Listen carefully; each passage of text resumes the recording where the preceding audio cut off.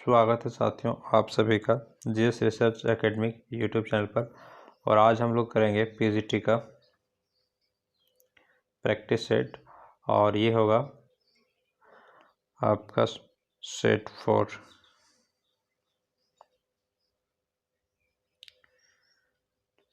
देखिए यहाँ पर दिया हुआ है सूची 1 को सूची 2 से मिलान कूट की सहायता से सही उत्तर का क्या है चुनाव करें।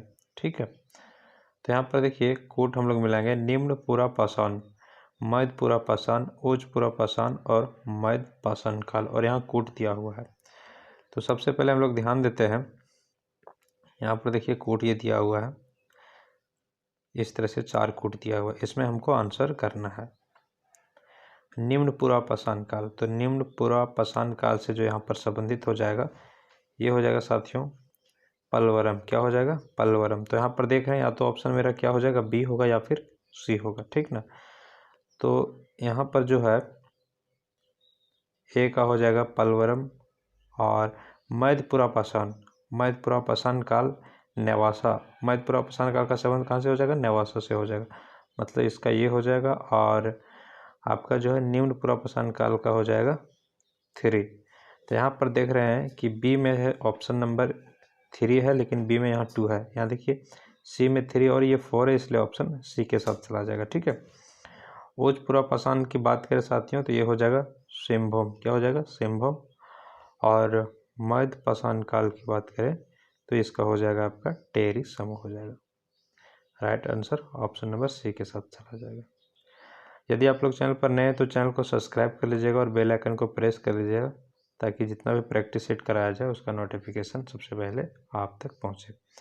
देखिए यहाँ पर है प्रश्न 2 और इसमें क्या बोला जा रहा है, सिंधु लिपि को पढ़ने का प्रयास अनेक विद्वानों ने किया। ठीक है, इनमें से किस विद्वान ने इसे ब्राह्मी लिपि का प्रतिरूप तथा चित्रात्मक माना?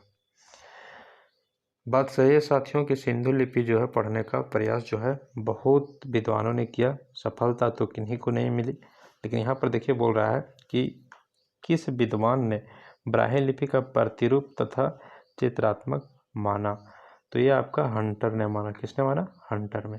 सिंधु घाटी सभ्यता की लिपि ऐसा है साथियों जिसको आज तक सही से पढ़ा नहीं गया। अगला है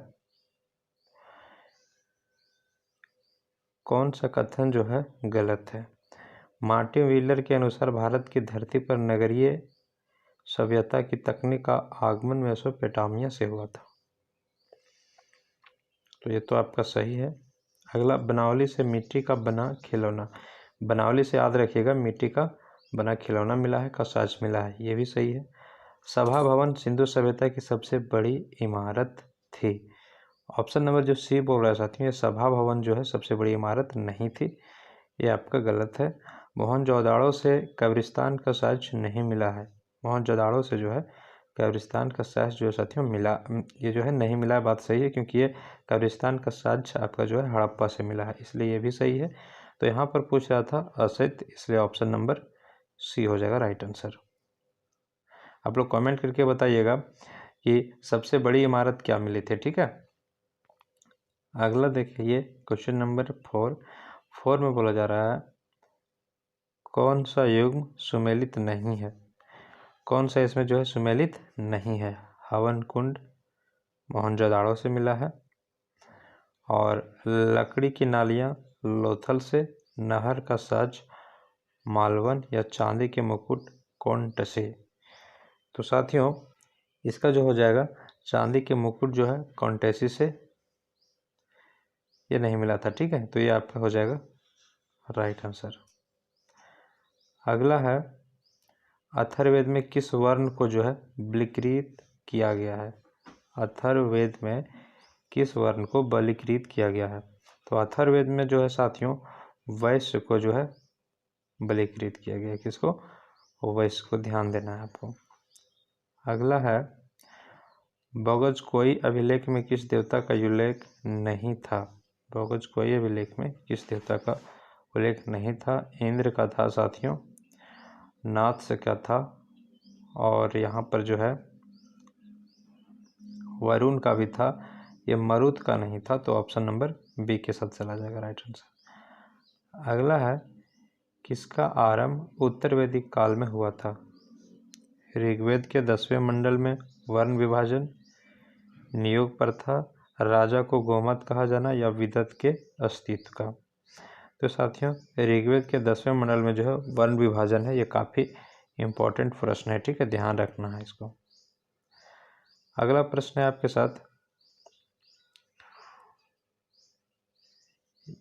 ये 8, इसमें बोला जा रहा है संघ में नारियों के प्रवेश की अनुमति बुद्ध ने किस स्थान पर दी थी? ठीक है, तो ये जो है साथियों बुद्ध ने जो है संघ में प्रवेश के लिए नारियों को जो है अनुमति जो दी थी, ये आपका वैशाली में, क्या हो जाएगा?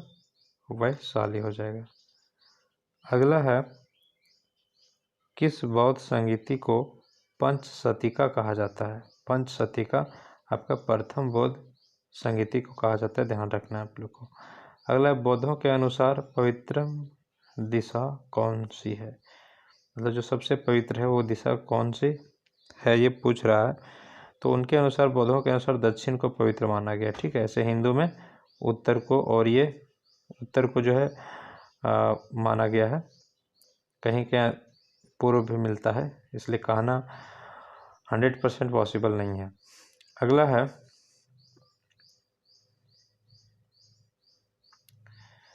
बौद्धिस्ट का कौन सा रूप इंद्र देवता के समतुल्य है?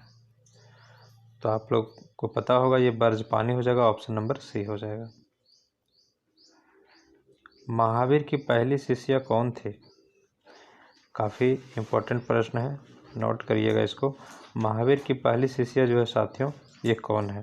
ठीक है, तो पद्मावती जो है महावीर की पहली शिष्या है, ऑप्शन नंबर बी होगा राइट आंसर।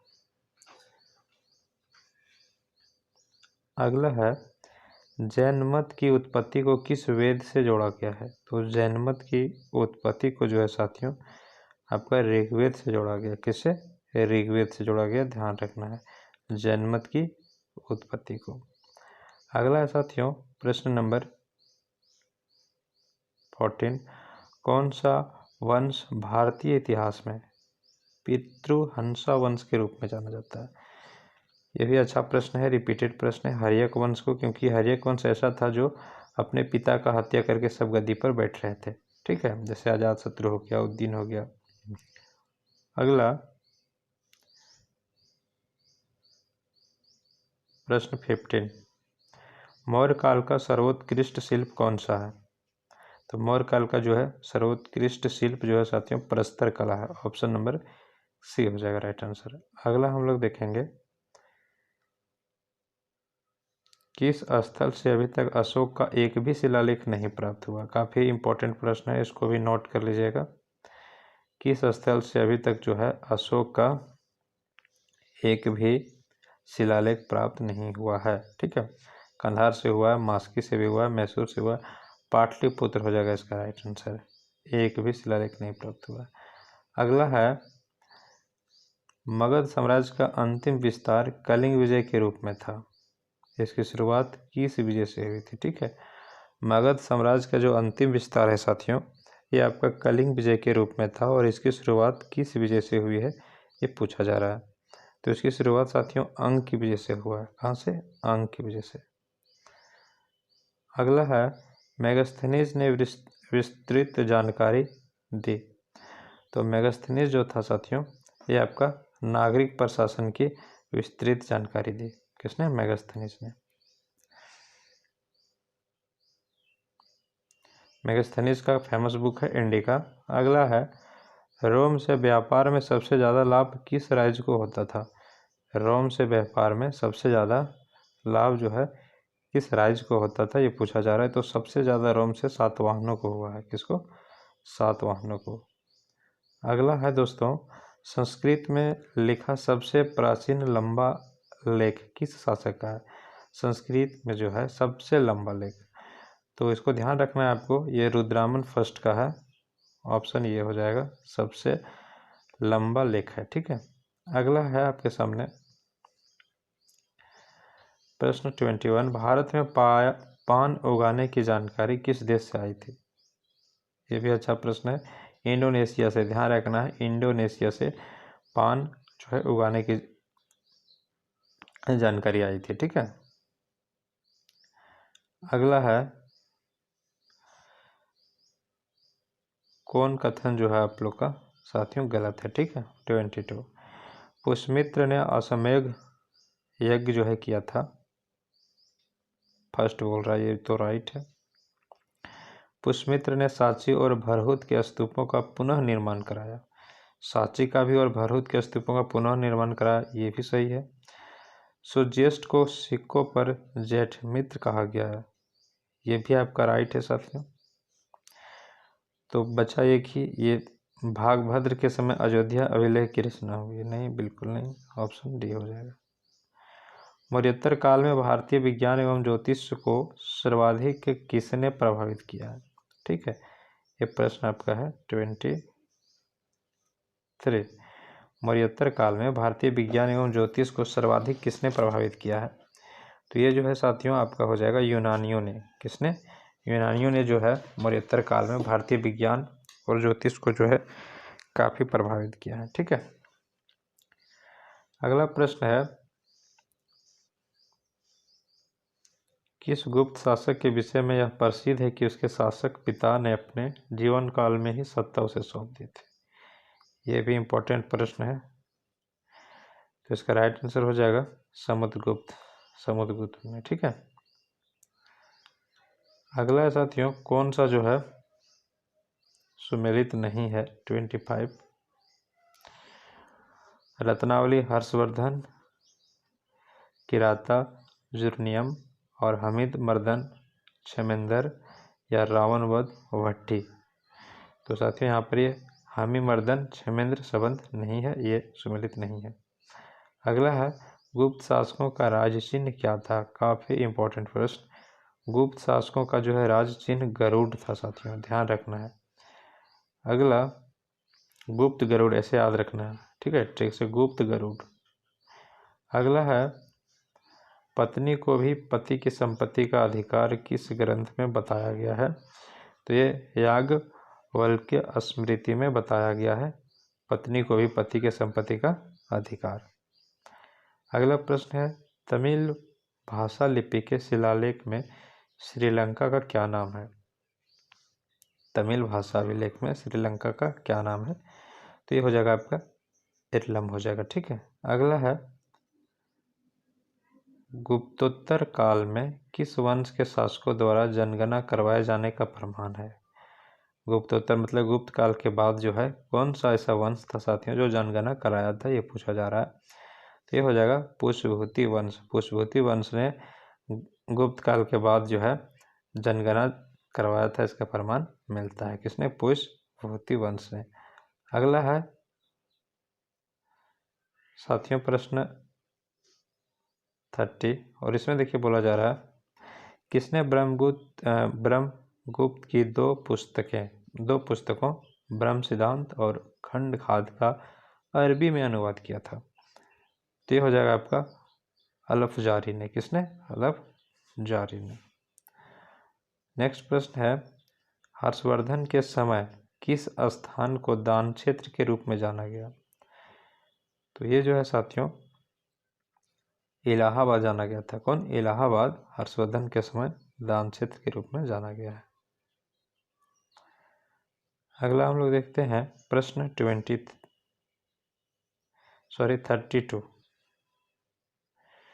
इसमें बोला जा रहा है निम्नलिखित सुल्तानों में से किसने दिल्ली सल्तनत की शाही संरचना के 3 सबसे प्रमुख अंगों एकता, सेना और मुद्रा प्रणाली को सुव्यवस्थित किया था। काफ़ी अच्छा प्रश्न है आपका 32। तो ये हो जाएगा आपका शमसुद्दीन इल्तुतमिश ने। अगला है भूराजस्व की दर किसके राज्यकाल में सर्वाधिक थी। किसके राज्यकाल में जो है भूमि का कर सबसे अधिक था दोस्तों। तो ये जो है आपका अलाउद्दीन खिलजी के समय सबसे अधिक था। अगला है कौन सा जो है युग इसमें से सही नहीं है। जौनपुर में अंटाला मस्जिद सही है। मालवा में जहाज महल मालवा में सही है।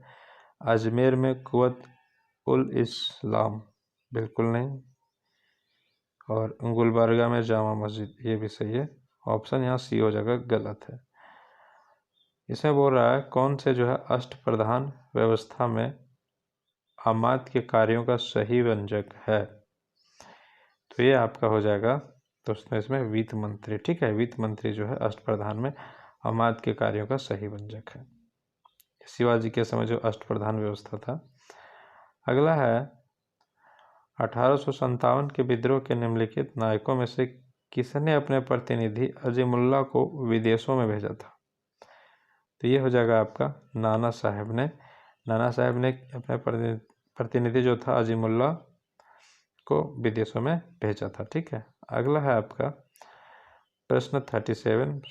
इसमें सम्मिलित करने बोल रहा है एम जी रानाडे, ज्योतिबा फुले और ये आपका पंडित रामाबाई और डी के कर्वे। ठीक है, तो यहाँ पर देखिए 37, यहाँ ध्यान दीजिए 37 M G Ranade Indian national and social conference, ये तो फर्स्ट हो जाएगा आपका M G Ranade Indian national and social conference. ठीक है, ज्योतिबा फुले, ज्योतिबा फुले हो जाएगा पूना में कन्या विद्यालय का स्थापना। पंडित रामाबाई, पंडित रामाबाई का हो जाएगा आर्य महिला समाज, डायरेक्ट संबंध है। और डी के कार्वे एक बच्चा है, ये भी डायरेक्ट हो जाएगा। तो यहाँ से ऑप्शन नंबर ये बी हो जाएगा राइट आंसर। अगला है 1929 के व्यापार जो है विवाद अधिनियम में निम्नलिखित में से किसका प्रावधान है। ठीक है, 1938 का जो है व्यापार विवाद अधिनियम में से किसका प्रावधान है। 38 अधिकरणों की एक प्रणाली तथा हड़तालों पर रोक, उद्योगों के प्रबंधन में कर्मियों की भागीदारी, औद्योगिक झगड़ों को शांत करने के लिए प्रबंध तंत्र को मनमानी करने की शक्ति, झगड़े की स्थिति में ब्रिटिश न्यायालय द्वारा हस्तक्षेप। यहाँ हो जाएगा साथियों जो 1929 में व्यापार विवाद अधिनियम था उसमें अधिकरणों की एक प्रणाली और हड़ताल पर रोक लगा दिया गया था। ऑप्शन नंबर ये होगा राइट आंसर। अगला है दोस्तों महमूद गजनवी के विध्वंस के पश्चात सोमनाथ मंदिर का पुनर्निर्माण किसने करवाया था। तो ये जो हो जाएगा आपका ऑप्शन नंबर बी अनहिल पाटन का कुमार पाल। ठीक है, अगला है उस इतिहासकार का नाम बताइए जिसने भारत का विवरण बिना यहाँ कभी आए हुए ही लिखा है। काफ़ी अच्छा प्रश्न ये हो जाएगा साथियों अल उमरी शिहाबुद्दीन। ऑप्शन ये। निम्नलिखित में से किस मुगल बादशाह का जन्म राजपूत माँ के गर्भ से नहीं हुआ था। राजपूत माँ के गर्भ से किसका नहीं हुआ था। तो यहाँ पर देखिए जहांगीर, शाहजहां, खुसरो और औरंगजेब। क्या हो जाएगा राइट आंसर। तो राइट आंसर हो जाएगा साथियों आपका औरंगजेब। औरंगजेब जो है वो राजपूत माँ के गर्भ से नहीं हुआ था। बाकी जहांगीर हो गया, शाहजहां भी हो गया, खुसरो हो गया, ये जो है इनकी माँ जो है कौन थी, राजपूत। ठीक है, अगला है 1709 में फर्रुखसियर की पदच्युत के पश्चात निम्नलिखित में से किस दरबारी गुट ने सैयद भाइयों की शक्ति को समाप्त किया। तो ये हो जाएगा आपका तुरानी। किसने, तुरानी।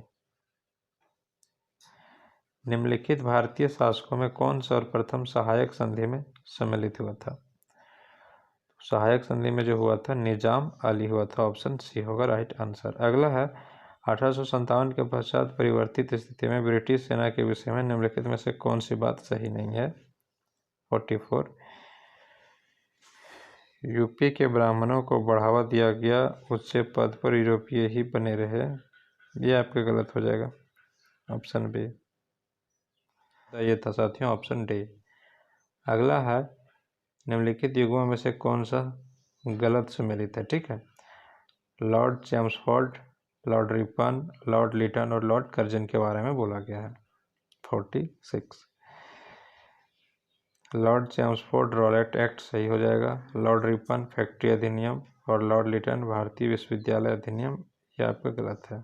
Lord Curzon imperial cadet corps हो जाएगा राइट आंसर।